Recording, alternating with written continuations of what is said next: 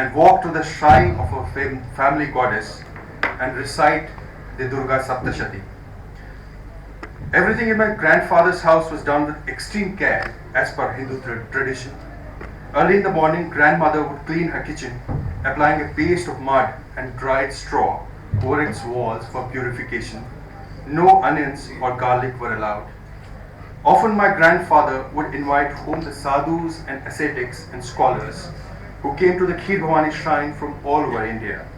Some were believed to have supreme yogic powers. One of them, it was said, could pull out his intestines from his mouth, wash them, and push them back in.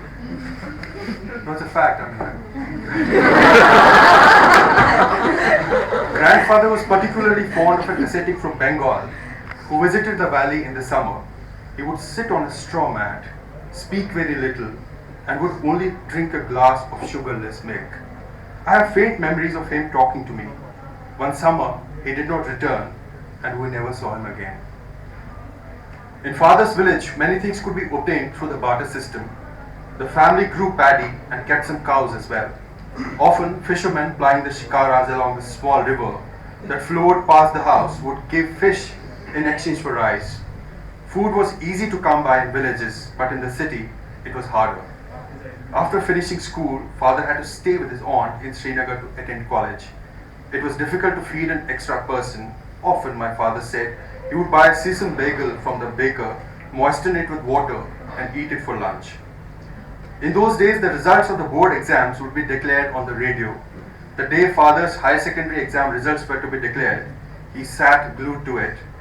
But they wouldn't announce his name. Distraught, he thought he had failed, but it turned out to be a mistake. It was in the city that my parents met and later got married. After the wedding ceremony, the newlywed couple arrived at my mother's village in a tonga. It had rained earlier and there was muddy slush all around, and heaps of dried straw had to be put on the road to enable the bride from the city to walk without getting her shoes soiled. For years, my mother would taunt father about that particular evening.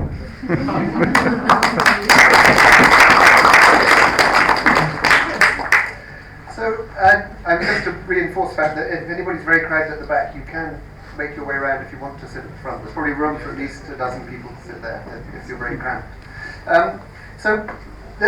One thing that I wondered about a lot when I was reading the book was the concept of reconciliation.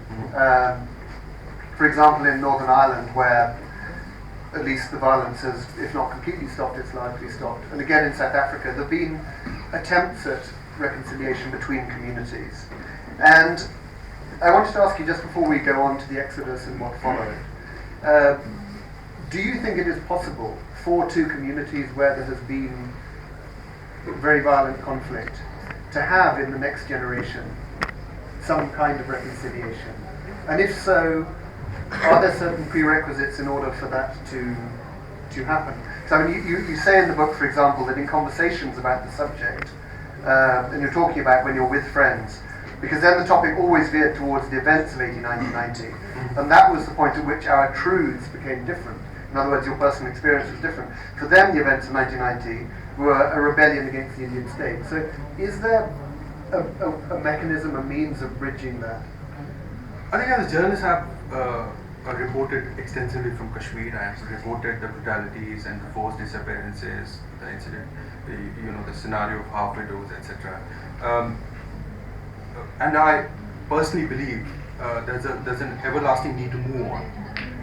That the events of 1989-90 have been unfortunate, but there has to be now at least some kind of truth and reconciliation. But I'm afraid that truth and reconciliation is not going to happen unless and until there's a consensus on the circumstances that led to the exodus of Kashmiri Pandits. I think the bigger betrayal for us has not been 1989-90, but denying us this truth. What happened? I wrote this, a couple of excerpts were published in the Hindu, and someone has written me an open letter, some anonymous, some coward who doesn't have the courage to put his name to that open letter.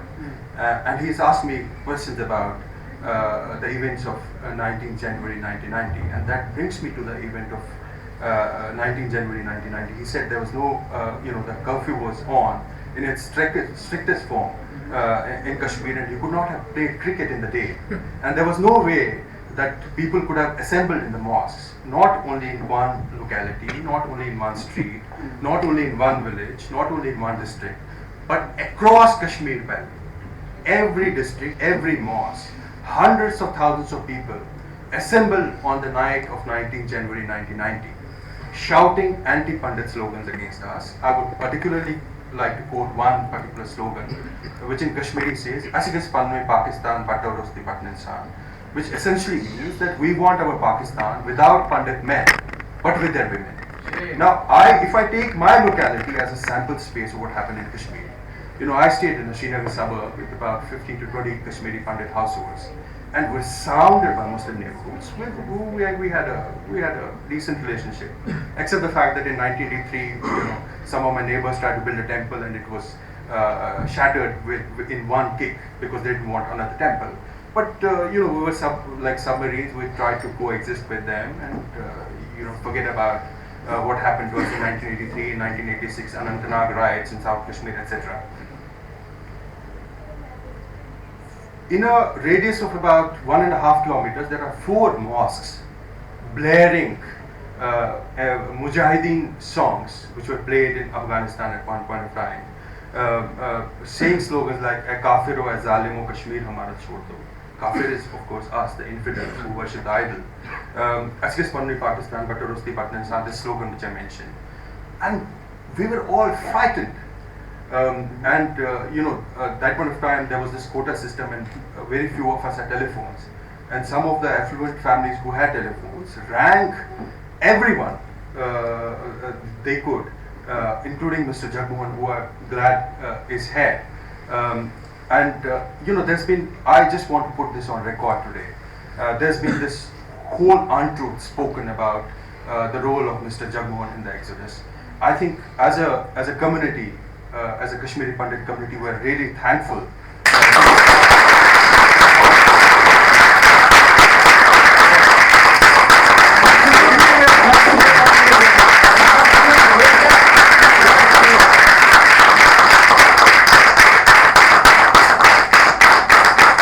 For saving us from that slaughter. Because you see, when it happened, Mr. Jagmohan was not even in Srinagar Valley. He was flown in a BSF aircraft to Jammu. And he was in Raj Bhavan, Jammu on the night of 19 January when he was about to go to bed at about 10 o'clock, and the phone would not stop ringing. He received hundreds of calls that whole night from hapless, frightened Kashmiri Pandits from all over the valley, asking him, begging him to save Kashmiri Pandits. Not only Mr. Jagmohan, so many bureaucrats in the North Block, additional Home Secretary, so many people received call from Kashmiri Pandits to save them. And it was from 20th January onwards that the exodus happened. The thing is that clearly this is a kind of controversial narrative. As you say, even since the extracts from your book, very few people have had the chance to read the book, but they've read little bits and pieces here and there. That's part of our history. And even in that time, there has been a backlash against you and against the book, essentially saying that your narrative is false. For example, I had an email last night making that point, and so on. I suppose the difficulty here is that really the only people who know or can assemble a narrative of facts are those who are there. And that's going to be people with kind of different interpretations of the same period of time. And for the rest of us, it is simply something that we can only look at and then try and assess those facts. I mean, in fact, by chance, I was in Srinagar in 1986, and I did see the stirrings of what then turned into this 4 years later. But what I wanted to ask you is that you're in this odd position in that you have these very vivid personal childhood memories or teenage memories, and yet you are also a journalist with the obligations to check facts, to see whether you've got something wrong, to see whether you can cross-check or cross-reference. Did you do that during the course of writing? Did you think I've got to interrogate myself in the way I would any other source? Absolutely. I think as a journalist, the onus was on me to write this book with very strict journalistic regimen. Because I have memories of certain incidents, but I didn't remember the dates back then or how it happened. So I've done a lot of research while writing this book, and I made sure that every single fact, every single incident, every single episode I mentioned in this book is true. Like there's been a lot of controversy about the kind of slogans that have been used, anti-pundit slogans that have been used. There was an incident outside my home where a couple of days of soldiers were killed. Now I know the incident, but I didn't know the date when it happened. I didn't remember the date. So I went to the archives and went back to the government documents, and I tallied them, and I retallied them, and I retallied them to make sure that there's no discrepancy in any kind of narrative I'm writing. But I refer to these slogans because this open letter also says, denies the fact that these slogans had not been used. To that anonymous blogger, I would say that you please go back to the newspaper archives, especially to the Kashmir Times archives, about those reports who had been written by Kashmiri Muslim reporters at that point of time, from July 9.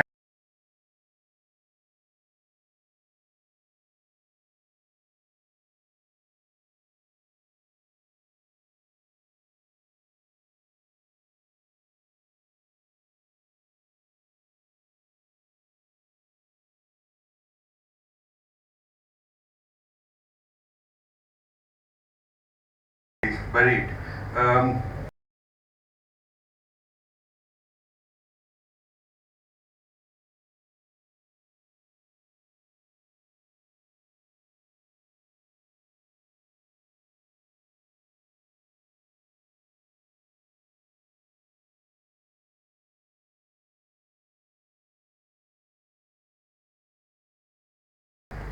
On the street, and it really pains me. The book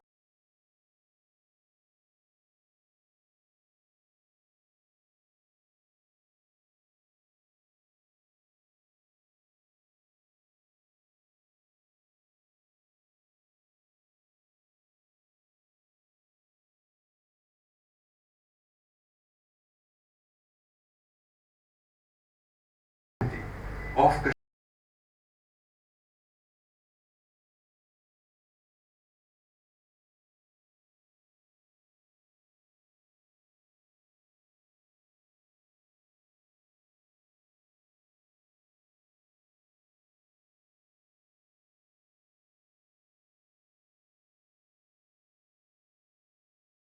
Those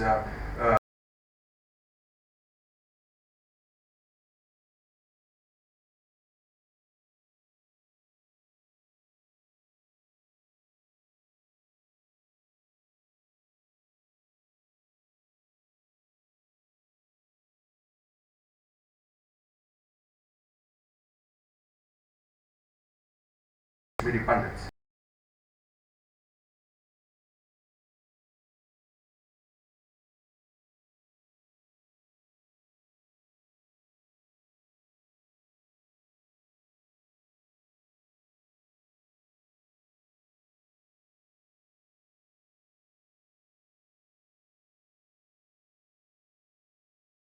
From one house to another, the streets are so narrow.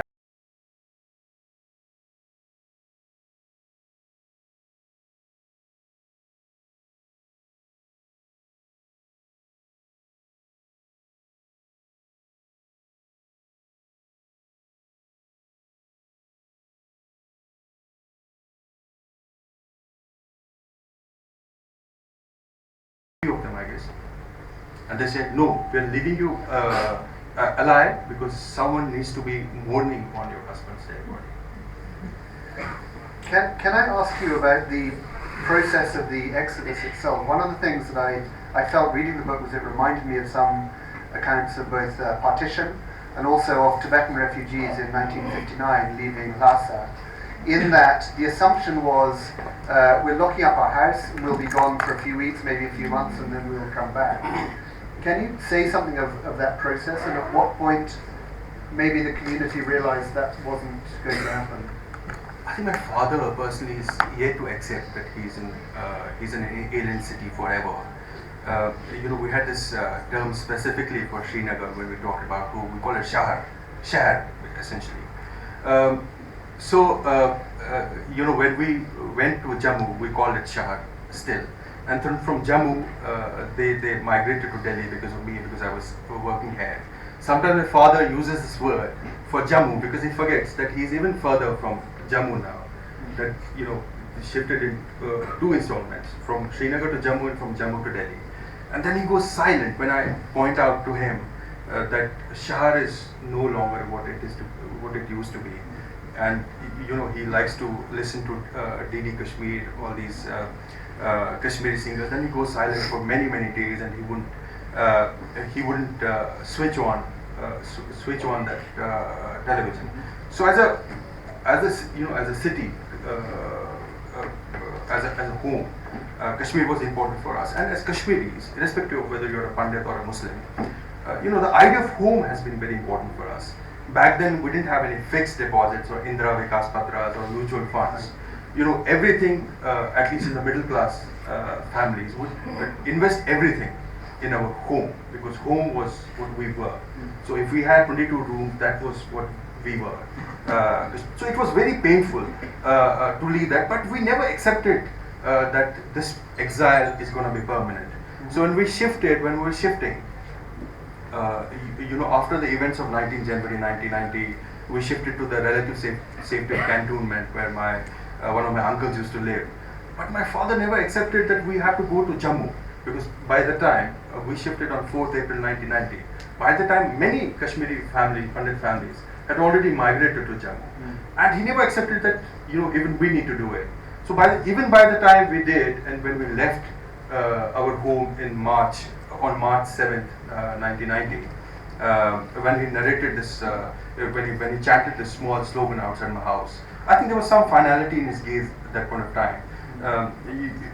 When something ominous happens, when a dog is crying in front of your house, you say in Kashmiri, which essentially means that you leave my house because this house is protected by the deity of the house. So I think when we left my home on that day, that painful experience the night before, which I'm going to talk about if you give me a chance. Yeah. We left. But even then, even after that finality in his gaze, I don't think we realized that we're going to be forced into this permanent exodus. We thought, this is one of those episodes where communal rights have happened and some brutalization happened. It's going to stop in the next 2-3 months. It would be taken care of. But unfortunately, it never happened.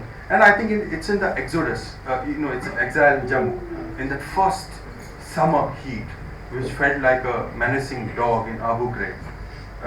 We realized that this exile is going to be permanent. So do you want to read about how you actually came to leave Srinagar?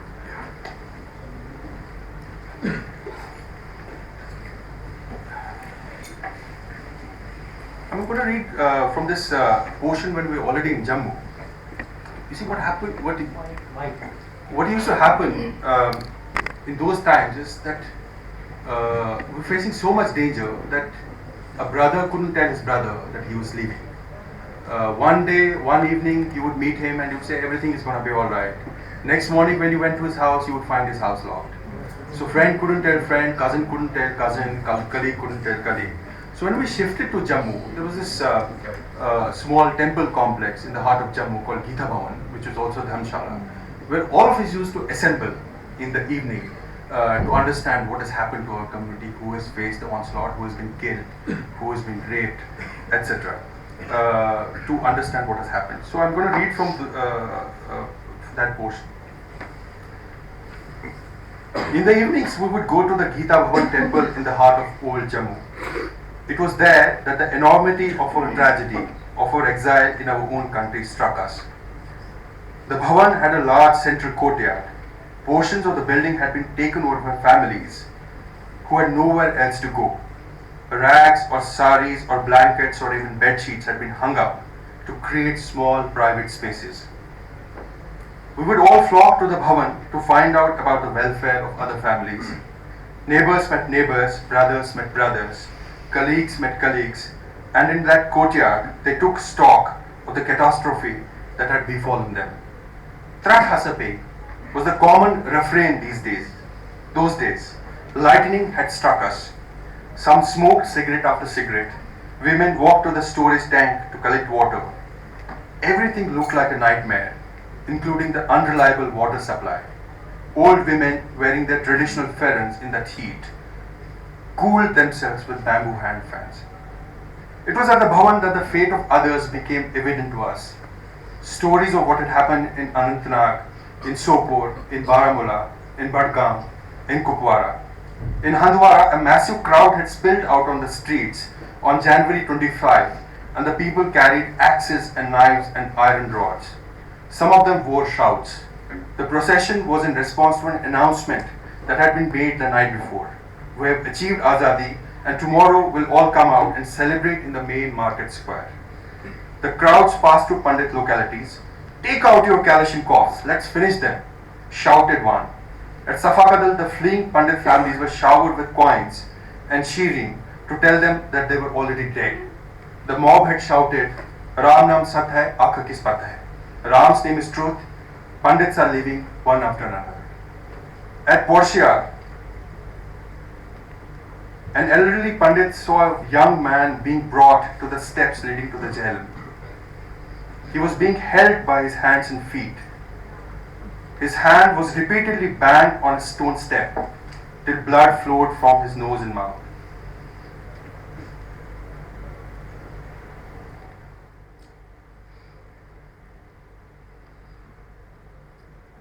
Those who escaped were on the streets now. We had lost everything, home, hearth, and all our worldly possessions, which had taken generations to build. Everyone mourned over the loss of this or that. An elderly woman known to my mother sat on the steps leading to a small temple, shedding silent tears. Her great-grandmother had passed on some Pashmina Shatu shawls to her. She had kept them safe for decades, mothballed for protection, to pass on to the next generation, divided equally between her daughter and her prospective daughter-in-law when the time came. And now they were all lost, left behind in the wilderness of Baramulla. I wish I could call my neighbor and request her to keep them safe, she said. Don't be silly, her husband snapped. Don't you realize what your friend has done to us? He turned to my father and told him what had happened. They were planning to take their possessions with them to Jammu. The man had spoken to a transport company and they had promised to send a mini load carrier. As they waited, a few men arrived, banging at their door. Then they kicked the door in. They entered menacingly as the old couple cowered in a corner. Pandit, I believe you want to leave. Balai dafa. Good riddance.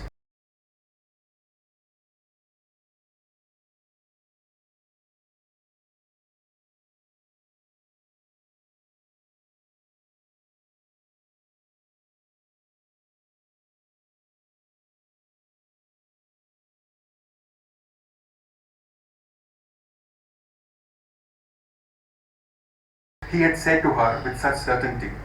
Sometimes it is best to leave things ambiguous, suspended, so that some hope remains. I think it was on those steps that the woman lost her will to live.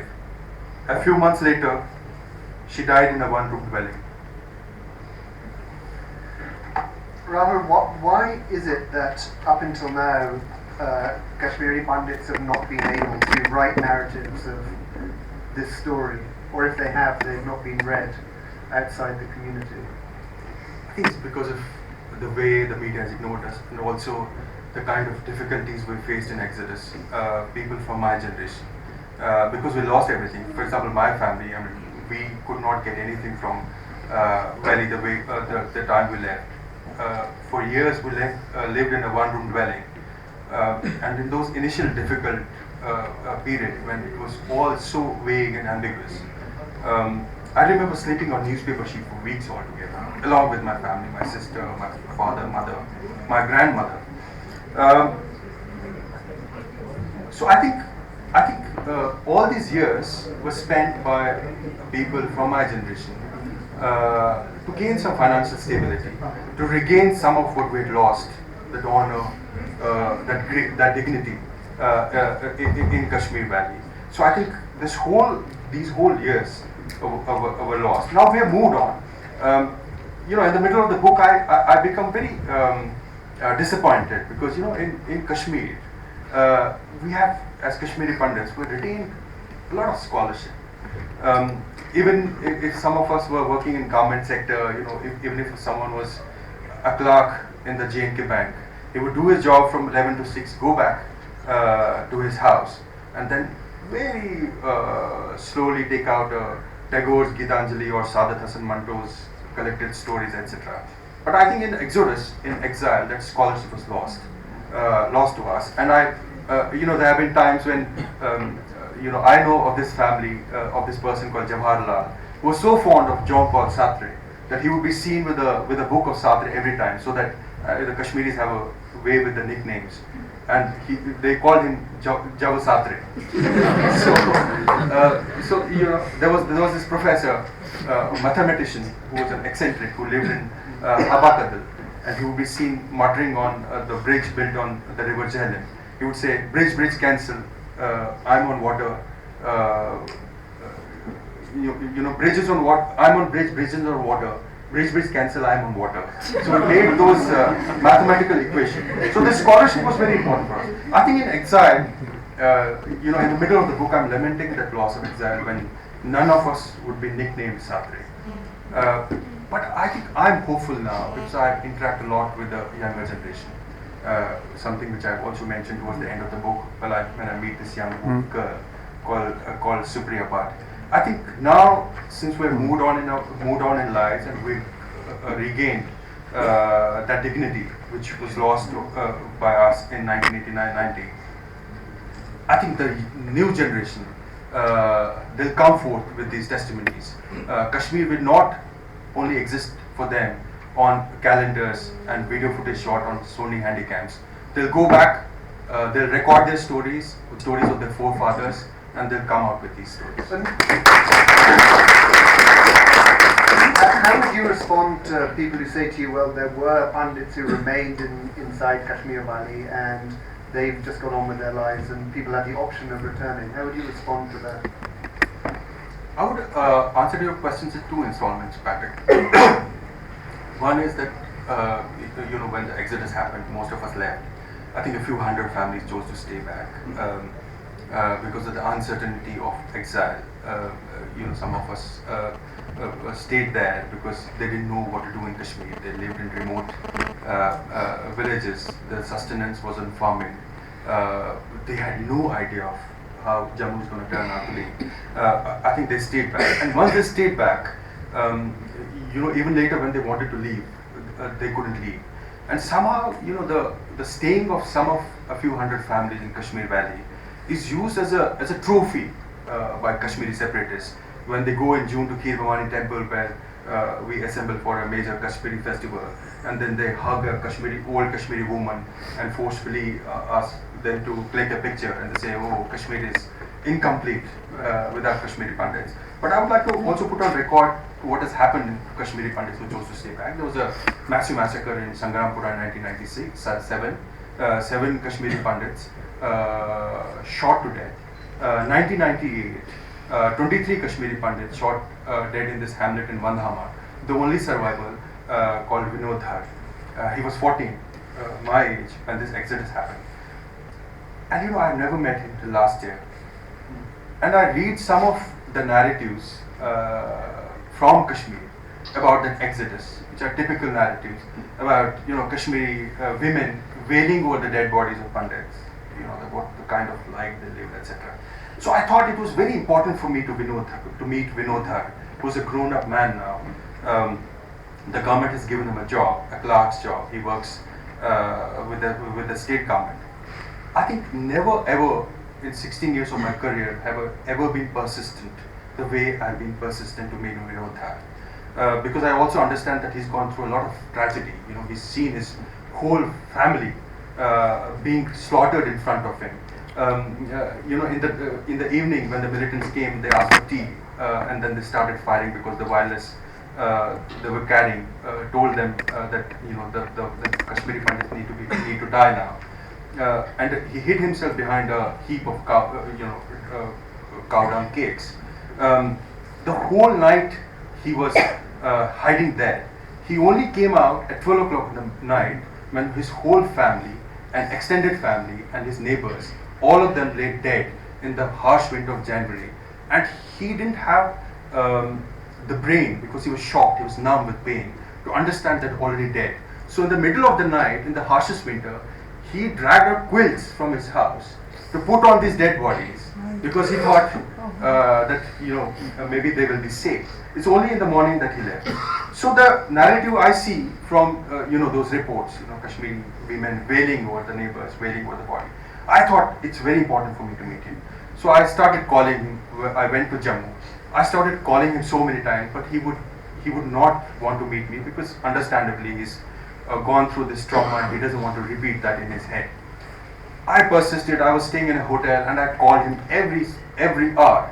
And sometimes, I would be so frustrated that I would bite my inner cheek and gulp a stiff drink to start all over again an hour later. And I'm so glad I met him.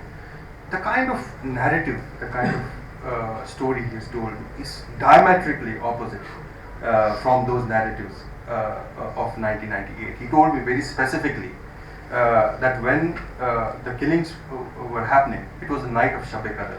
It's a very pious festival for the Muslims. When the Quran is recited to Prophet Muhammad by Jibreel, he said that when the gunshots were being fired, the villagers, his neighbors in the mosque, increased the volume of the loudspeaker so that the sound of the gunshots would be muffled. So, and that's one portion of his story. Now the second portion is, now let's say we want to return now. Under 2008 Prime Minister's package, they have declared some 6,000 jobs, but only 1,446 of us have gathered courage. People living in camps were living a miserable life. Some of them living even under the ridiculous Planning Commission's definition of below poverty line. They've gone back under this Prime Minister's package, and the kind of discrimination they're facing. The security is they live in these camps, these small settlements in 5 places across valley, and the kind of the safety is least of their concern. The concern is the kind of discrimination they're facing at the hands of the majority community. There's been one specific incident where this Kashmiri Pandit, young girl who was in Pulwama, working as a teacher, she chose not to stay in that settlement. She lived with her erstwhile neighbor. One fine evening, when she was returning from her school, she was accosted by these 4 men traveling in a Maruti 800. And they asked her to get in the car so that they could give her a lift, which she politely declined. And one of them said to her that ever since you come here, I've not been able to sleep. Why don't you get married to me? So the next morning, she packed her bags and she left. She's in Jammu now. She's left her jobs. So if this is the kind of if this is the kind of environment the government thinks the Kashmiri Pandits would go in, and I'm very particularly worried about this, because I think in the coming few months, I have a sense that the government is very keen that this issue should be settled once for all, and they might foresee any kind of forced settlement of Kashmiri Pandits. But because when you speak about this narrative, the Kashmiri Pandit story always raises its head as an ugly sword when they say that the Kashmiri Pandits have not been settled. So somehow they are in this hurry to settle us there. I think if that is going to happen, it's going to be worse than the first exile we faced in 1989-90. So there are lots of different things in the book that I'd like to ask you about, but in order to be able to open it up to questions, I'll just ask you one more thing, and then Rahul will do a final reading. I had wanted to speak about Jammu and the awful experience of being there, and the landlords and the way people were treated, and your father having to go around to always find you a new place to live and so on. But I think that probably the key thing that it would be good if you could just touch on in a kind of summarized way is Ravi, your brother, your cousin brother, and Latif Lone, and everything that came before and after. I think Ravi was my first hero as I was growing up in Kashmir, and so was Latif Lone. When I was young, I didn't know that Latif belonged to some other mother. Latif was my brother. He was my friend's, he was my cousin's brother's best friend. and he would always be around. In winters in Srinagar, the weather blazed to end. And the Doordarshan was as inspect as it is now. So we'd latch on to Pakistan TV, we'd try to catch signals from Pakistan TV. And every winter, in the eventuality of a heavy snowstorm, the antenna would collapse. And then Latif Lone would be in demand because he was the only person with the courage to climb on that tin roof and fit that antenna. And he would climb that every time, and then he would fit it, and we would be all happy. And my aunt would be praying on the ground for his safety. I think towards the late 80s, we didn't realize where he was. He disappeared, and I saw him one day with 3 other men trying to gather some donations for the construction of a local mosque. He was a Muhammad Rafi fan. Whenever you would see him, there was always a Rafi song on his lips, etc. So we were very close. So in exile in 1990, when we shifted to Jammu in April 1990, I was living in this small hotel with my family when we got the newspaper in June 1990, and we read the headlines in Daily Excelsior, which is the main newspaper in Jammu. The dreaded militant Latif Lone died. I think that day no one cooked food in my family. My mother was inconsolable. She kept on saying in Kashmir, Latif Jawan Rail, he was in such prime of youth, etc., etc. Similarly, there was this friend called Irshad, who was very close to my brother. And when I was growing up, I always looked up to Ravi. He was a cricket buff. He would pin up a poster of Chris Srikanth, and I would wanted to emulate him. He would use Old Spice, and I made a mental note of the fact that I should also use it when I grow up, etc. He would want some privacy because he was an adult and probably in love. He would listen to ghazals of Jagjit Singh, and I was so frustrated with the kind of time he spent with Jagjit Singh and Talat Mahmood. He was a botanist. He would have these small instruments with which he plucked the anthers from the flowers. And in frustration, when he was not around, I would take that instrument, a compass kind of thing, and scratch the faces of his audio cassettes, Talat Mahmood and Jagjit Singh. In frustration, why is he spending so much time with these people? And my mother would drag me away because she understood that he wants some private time. When they got married, when Ravi got married in 93, Irshad was there, my brother's friend, and he was in charge. He was the manager of all marriage affairs. He's in charge of the store. The store is very important for him because that is where the food is stored, and the dry fruits are stored, and the spices are stored, and all condiments are stored. When Ravi died in '97, from then onwards we have had no communication with him. He never called my uncle or my family, and we always wonder what has happened. Maybe he was embarrassed about it, or maybe it was too painful for him, or maybe he just ignored it. We don't know. As a journalist from 1998 onwards, I've been going to Jammu. I've been to university so many times, where he's a professor now in the Department of Botany. But I never gathered the courage to go back to him. It was only last year, because of this book, that I thought that I should make a final effort and go to him.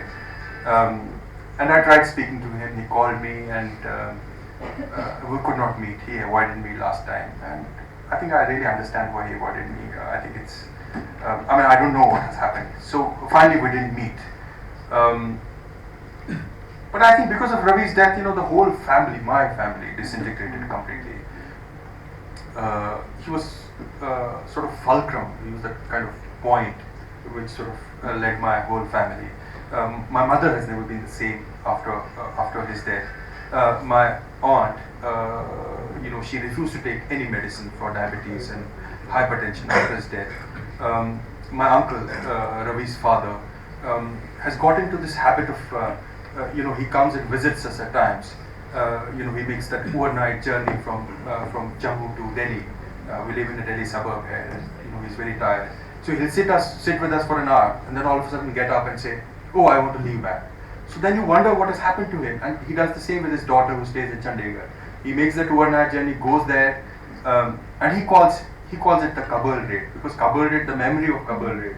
The Kabul raid is the term we used for the 1947 tribal invasion.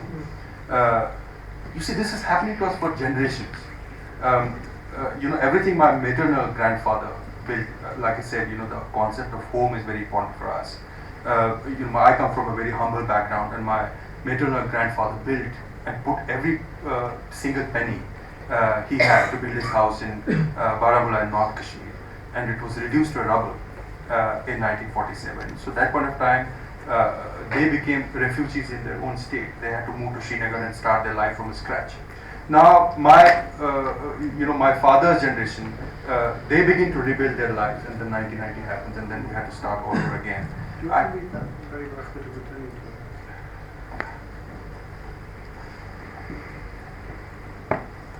I've been, like I said, I've been going to Kashmir since 1998 as a journalist. But I never gathered the courage to go return to my house in the Srinagar suburb where we live.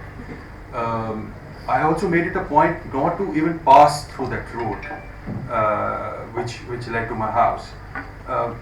But in 2007, I thought I should go back and see, because my mother was not well. And I really wanted to click some pictures and maybe shoot a couple of videos for the sake of memory. And so I went back. And I went back with a couple of Muslim journalists who are very close friends. And I'm reading this excerpt from the time when I'm standing at the door of my own house, waiting to be let in because this house belongs to someone else. "Will you knock at the door?" I asked Suhail, one of my friends. 2 gentle knocks. A man appears at the door. "When you?" he says. "Tell me." I don't know what to say to him. Zubair clears his throat. "Actually, he used to live here long ago." He looks at me. The man stares at me. He doesn't know how to process that information. "Come inside," he gives a fine lead. I steal a glance towards the top right-hand side of the door. The fish-shaped doorbell is still there, but it's not functional now. I can see the wire protruding from its belly. I still haven't looked towards my right, towards what used to be our kitchen garden, beyond which used to be Ravi's kitchen garden, and then his home. I'm led inside to our living room. An elderly woman, she's the man's wife, is lying on a carpet. She gets up, embarrassed, adjusting her headscarf. She looks at her husband. She's smiling a particular smile, which in Kashmir one does when one cannot ask a question, but nevertheless expects an answer. "They used to live here," he tells her. Suddenly I realize Zubair and Suhail are not there with me. Where are they? "1 minute please, I'll just go and see where my friends are," I say as I leave the room. It's probably a good thing to do, as it will give them some time to discuss me. I open the front door. I find Zubair and Suhail outside. Suhail's back is towards me, but I understand. He's weeping helplessly at the thought of a man knocking at his own door, finding someone else opening it, and then seeking permission to enter his own house. I hold his hands, we embrace. It takes him a few minutes to compose himself. I let them inside. We sit on chairs. The woman is looking at me. I don't know why, but I think she's hard of hearing. "I just came to take a look. It's been a long time since we lived here. We live in Delhi now. We have our own house. We are settled there. Yes, settled. I just want to click a few pictures and show them to my parents. They haven't been able to return since 1990. Her smile changes. It's a different smile now. It's devoid of that question mark. It's a smile of relief. Tea arrives. We drink it silently. There are a few questions about what I do and where I live, but my mind is elsewhere. I remember there used to be a cupboard behind where I sit now with glass doors. We used to call it the showpiece almari. It held small decorative items, 6 small clay statues of a military band, photo frames, a dancing girl who gyrated gracefully when nudged, a wire cycle, a big star filled with blue gel. None of it is there now. The house was in a very bad condition, the man says. When we shifted, the walls were crumbling. We had to spend a lot of money on renovation. "Dear sir, quote a price and I'll buy it from you right away." Bad condition? Do you, sir, even realize what it means for me to be sitting in this house? This house built with my father's Provident Fund savings and my mother's bridal jewelry. This house where my mother sat on her haunches and mopped the long red cemented corridor each morning. The house we left forever to become refugees and court suffering and hopelessness. Every memory comes back to me. The boys who had assembled on the street below on that cold evening in 1990, distributing our houses among themselves. The taxi ride to Jammu and that man showing us his fist and wishing us death.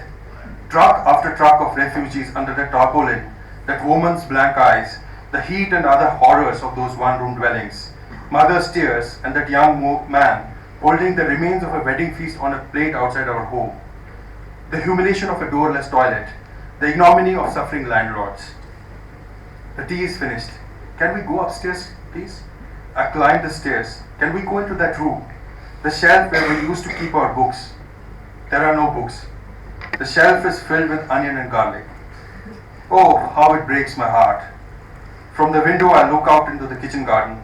There's no kitchen garden. There's no mountain mint. There are no rose shrubs. Ravi's house stands silently. The motorcycle is parked in the front, just like he's used to be. But it belongs to the new occupants of the house. I feel like opening the window and whistling the way Ma used to when she wanted to speak to her brother or mother. I imagine Ravi will peep out from the window and sing that ditty to me teasingly. Vicky ko bhar do dicky mein, apna kaam karega.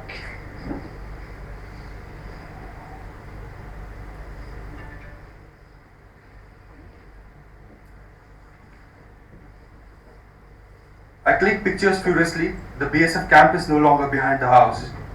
The campus is now a forest of unkempt grass and wild bushes. Some houses have been built there as well. The rear wooden balcony has collapsed. I'm still thinking about our books. What happened to them? Were they sold to a scrap dealer, or were their bindings ripped off and their pages torn into shreds into some frenzy? The man is getting a bit restless now. He's done showing me around. What happens to his house now? I still want to go to the attic and check if something is left of my huge collection of comics and Enid Blyton series, many of which I won by collecting lucky coupons from packs of double yum chewing gum.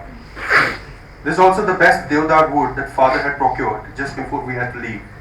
For years he lamented over how that wood had been left back home. I step out, I climb down the wooden stairs and hold the baluster for a moment. I want to retain the memory of its feel. I sit on my veranda and tie my shoelaces. The waterworks board stating our connection number is still there, 44732. A piece of driftwood a cousin had lovingly mounted on the wall is there as well. The looters would have thought nothing of it. I shake hands with the man. I look at the spot where the apple tree used to be. I remember how Dada used to sit there, or how Tota would take me there and try and keep me busy playing with pebbles. I'm reminded of one Sunday evening when a cousin and I were watching television and lightning struck suddenly. It struck a tree near the mosque and then passed through our antenna, and we watched in fear as burning debris fell into the BSF camp. Ma was so angry that we had switched on the television set in that dreadful storm against her advice. For days we couldn't watch television since the antenna could not be replaced immediately. There used to be an apple tree there, I pointed with my finger. Oh, we got it cut, it was occupying too much space. Ghulam Hassan Sofi's voice rings in my ears. Uthonas satit tabardar, yaro one, bal yaro one, sekamit badne tavis pa. I was split apart by the woodcutter. My friend, my beloved, tell me, who has cast a spell on you? Thank you, Rahul. We now have about 15 or 20 minutes for questions. So just to begin, I wanted to ask Mr. Jagmohan whether he wanted to say anything at all. I just come to listen, not to speak. That's no problem. You're not obliged to. But one point is there,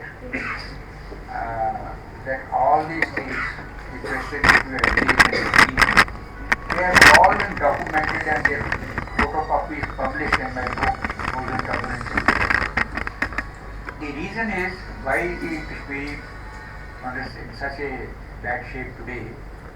because the Indian so-called liberal opinion makes it a sort of fashion to go against the documented fact. Nobody would read the documents, nobody would read the papers. They will go by rumors, they will go by oral statements.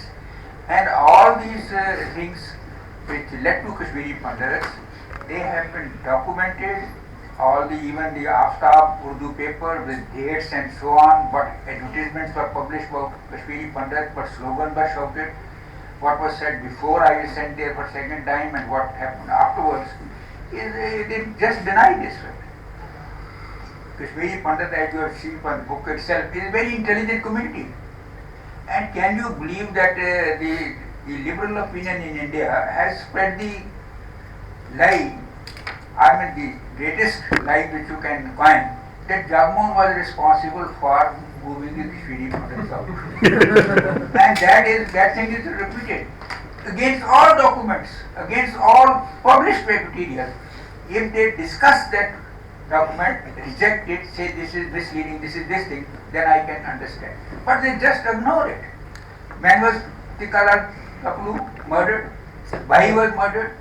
Why the district judge who tried the Makbul Bhatt was murdered? When it was murdered? Why the journalist Pran Bhatt was murdered? They will just ignore it. It doesn't exist for them. So the basic point is not only the fundamentalist elements which are using religion for various other purposes, and all the documents which have come from Pakistan, ISI in March 89. I had written to the Prime Minister where I had, and that letter is published in the book, that tomorrow will be too late. Today may be timely, tomorrow will be too late. But nobody listened. Because the problem in Kashmir is not only the insurgents type you may call it, or you will say the sponsored violence by Pakistan ISI. And why it happened in 1989? Because all the sophisticated equipment which IS had procured during the Afghanistan war, they all utilized in Kashmir, and all the Urdu slogans and their literature of militancy has been translated by me from original Urdu to English. And if you read it, you will understand why Kashmiri Pandits were mercilessly butchered. And the tragedy is that we also, from India, we also contribute to that lie. I don't understand this. If we had acknowledged this fact that this is the frenzy which has been unleashed on Kashmiri Pandit for certain strategy of Pakistan and ISI, then the problem would not have been there. Okay. And if an intelligent Pandit community will move just when, because Mr. Jagmohan came and said, you go, and they will go. They will not consider their home, they will not consider their children, they will not consider their property. They will simply say, Mr. Jagmohan has come, therefore we should go, if he says so. And the intelligent community in India is accepting it. And that is the real problem in India. That is the real problem of Kashmir. It is not in the Kashmir, it is in New Delhi. Thank you. Sir, you have a question. I want to make two points. One is that I am a displaced Kashmir Pandit. My name is Ramesh Mangat. As Honorable Gentleman was saying that my family, they left Kashmir, they were forced to leave Kashmir in December 1989. Following the incidents of September when Delta Blue was killed and others were killed. The present that happened in subsequently on January 1990. That was the trailer. Its trailer was done in 1986 when hundreds of temples were burnt in Kashmir, particularly in district Anantnag. That was the trailer, and the full-fledged drama evolved in January 1990. And second point is that you raised a point of that whether you will reconcile with the current situation. My answer as a displaced Kashmir Pandit is absolutely no. There are reasons for that. One, can you please I ask a think question? you come to a question, please. Yeah. no, is that three, four political ideologies Just are one, please. existing in the valley presently. Yeah. One is for autonomy, second is Azadi, third is self-rule, fourth is total, ambiguous in terms of yes, we are Indians, but they don't act as Indians. So that is why Kashmiri Pandits, displaced Kashmiri Pandits have rejected this reconciliation and want to return to a place that is known as Common Kashmir, a separate homeland. Okay, thank you. I'm Within now going to the move valley wherein on. full flow of Indian constitution is implemented. Thank you very much. I know there are a lot of people who would So, like to speak. may I just ask the audience, because I know we don't have that much time and a lot of people want to express their opinions, and I really encourage everybody to, I just say, can we please keep it short so that everyone has a chance to speak? Okay, I That's think all. there was somebody on this side. Yes, at the back there. मैं संदीप कुमार से training करता हूँ। 2-3 दिन पहले एक NDTV पे documentary आ रहा था कश्मीर पर जी तो मैंने उसे देखा तो उसमें बहुत सारे इंटेलेक्चुअल सिद्धार्थ वगैरह का इंटरव्यू था परवीन स्वामी का आर्गूमेंट मुझे समझ में नहीं आ रहा। तो वो कह रहे थे, मुझे भी समझ में नहीं है। वो कह रहे थे कि कश्मीरी पंडित जिस समय फ्लाई कर रहे थे उस समय लिबरल इंटेलिजेंस जर्नलिज्म में बहुत ज़्यादा स्पेस नहीं दिया जा रहा था कि रेस्ट ऑफ भारत में उस समय राम मंदिर का मूवमेंट चल रहा था, वो कहीं ना कहीं रिफ्लेक्ट हो रहा था कश्मीर में। तो आप इसको किस प्रकार से देखते हैं? आई थिंक वो काफ़ी कंफ्यूज हो गए और उन्होंने इस बात का आंदोलन ठीक से नहीं किया। मुझे लगता है कि राम मंदिर मूवमेंट जो है वो बहुत बाद में शुरू हुआ, हालांकि उसकी नींव पहले पड़ चुकी थी। लेकिन जहाँ तक कश्मीरी पंडितों के पलायन का मामला है, उससे राम मंदिर का कोई लेना देना नहीं है। ये उस समय में शुरू हुआ जब फंडामेंटलिज्म अपने चरम पर था कश्मीर में। जैसे मैंने कहा कि ये इसकी संरचना तो बहुत पहले से रची गई थी, लेकिन ये बाद में उसका उदय 1989-90 में हुआ। लेकिन हम जब वहाँ पर रहते थे कश्मीर पर, हमको इसके सिग्नल्स बहुत पहले से मिलना शुरू हो गए थे। लेकिन हमें इस बात की कल्पना नहीं थी कि एक दिन ये इतना बड़ा उग्र रूप धारण करेगा। मैं मिसाल के तौर पर आपको कहता हूँ, जैसे हमारे घर में 87 के आगे हमारे किताबें में जिक्र है, हमारे बहुत ही अजीज है रहमान, हम मिल्कमैन जो हमारे घर में दूध सुबह देने आते थे, तो वो बहुत मजाक में कहते थे। कभी हमारे घर में रेनोवेशन जब चल रहा होता था तो मजाक में बहुत कहते थे कि अरे आप क्यों इस पर पैसा खर्च कर रहे हैं, क्योंकि ये आज भी हमारा होना है और कल भी हमारा होना है। तो ये इस बात को हम बहुत ही मजाक में टाल देते थे। लेकिन बाद में हमें 1990 में पता चला कि वो वाकई सीरियस था और हमें किसी तरीके से इशारा देने की कोशिश कर रहा था। लेकिन हमें समझ नहीं आया, क्योंकि हमें भारतीय संविधान, भारतीय तिरंगे पर इतनी आस्था थी और हमें मेन स्ट्रीम इंडिया पर इतनी आस्था थी कि बस हमारी रक्षा के लिए आएगा, जर्नलिज्म हमारी रक्षा के लिए आएगा, इस कंट्री का जो लिबरल इंटेलेक्चुअल क्लास है वो हमारी रक्षा के लिए आएगा, हमारी बात कहेगा। लेकिन 1990 के बाद हमारी बात को एकदम मार्जिन्स पे रखा गया, हाशिए पे भी नहीं रखा गया। मतलब एक फॉर्मेलिटी के तौर पर आपने छोटी सी बात कर दी। पंकज मिश्रा ने बहुत बड़ी किताबें लिखी हैं और उन्होंने पूरा एक चैप्टर डेडिकेट किया है कश्मीर को। लेकिन उस पूरे चैप्टर में कश्मीरी पंडितों का क्या है कि मैं रेफ्यूजी कैंप में गया, 5 मिनट मैंने एक कश्मीरी पंडित से बात की और उससे उन्होंने पूरी स्थिति का आकलन कर लिया और उसके बाद उन्होंने अनंतनाग पर भी अपने कसीदे लिख लिए और सब जगह अपने कसीदे लिख लिए। लेकिन उन्हें ये समझ, मैं अभी देख रहा था कि जब मेरे एक्सेप्ट्स हिंदू में छपे उसके बाद किस तरह के कश्मीरियों की बात छोड़ दीजिए आप, जो बाकी कॉलमनिस्ट वगैरह हैं, कॉलमनिस्ट बॉम्बे से उन्होंने ट्वीट किया कि राहुल पंडिता झूठ बोल रहा है, क्योंकि जब 19 जनवरी 1990 को इतनी आर्मी थी वहाँ पर, तो इतने सारे कश्मीरी मस्जिदों में कैसे इकट्ठा हुए। तो इसके लिए मैं एक छोटा सा एक पंक्ति इसका प्रयोग करता हूँ, जो एक शमा कौल है, मेरी बहुत अजीज, उन्होंने किताब लिखी है दर्द कश्मीर के पलायन को लेकर, पंडितों के पलायन को लेकर। उसमें एक पंक्ति का यूज किया है, कैसे माहौल में जिए हम, आप होते खुदकशी करते। तो बाहर से इस बात का इस बात पे कॉलम लिखना बहुत आसान है, लेकिन हमारे साथ जो बीती है वो हम ही जानते हैं। Okay, I think we've got time for maybe 3 more questions. Yeah, so there may be. I just wanted to ask you, you read out from the passage when you went back home. I'd be interested in knowing if you tried to speak to the neighbors, your neighbors when you were there in the 90s. has the discourse or narrative changed over the last 20 years?